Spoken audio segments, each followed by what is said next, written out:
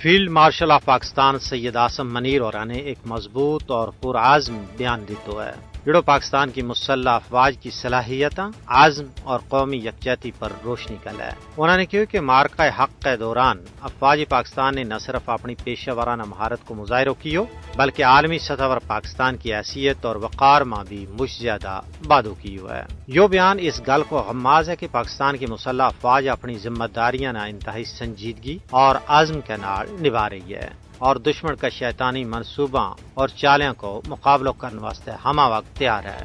Field marshal اورا نے یہ بھی کیا ہے کہ ہماری سب تو بڑی طاقت قومی یکجہتی میں ہے۔ یقیناً یہ گل مجھ اہم ہے کیونکہ یہ پیغام پاکستانی عوام اور حکومت واسطے ایک یاد دہانی ہے کہ ملک کی اصل طاقت اس کی داخلی ہم آہنگی اور اتحاد و اتفاق میں ہے۔ اگر ہم سارا مل کے کام کریں گا تو ہم دشمن کا تمام منصوبہ نہ پیوند خاک کر سکیں۔ پاکستان کے سامنے جغرافیائی، سیاسی اور سیکیورٹی چیلنجز کو ایک پیچیدہ مجموعہ ہے، جس طرح کے سرحد پار دہشت گردی اور ہائیبرڈ خطرات، اور اس کے باوجود افواج، انٹیلیجنس ایجنسیز اور قانون نافذ کرنے والا ادارہ اپنی پیشہ ورانہ معیار اور عزم نال قومی دفاع نہ مضبوط و مستحکم رکھے ہوئے ہیں۔ اس گال کو یقین دواڑا ہے کہ پاکستان کی سالمیت اور ہر شہری کی حفاظت پر کسی بھی قسم کو سمجھوتو نہیں کیو جا سکے۔ یہ بیان پاکستان کی دفاعی حکمت عملی، ملک کا داخلی اور خارجی چیلنجز کو سامنا کرنے واسطے افواج کی تیاری اور اس کا عزم نہ ظاہر کرے۔ اس کے علاوہ فیلڈ مارشل اور خطہ میں بدتی ہوئی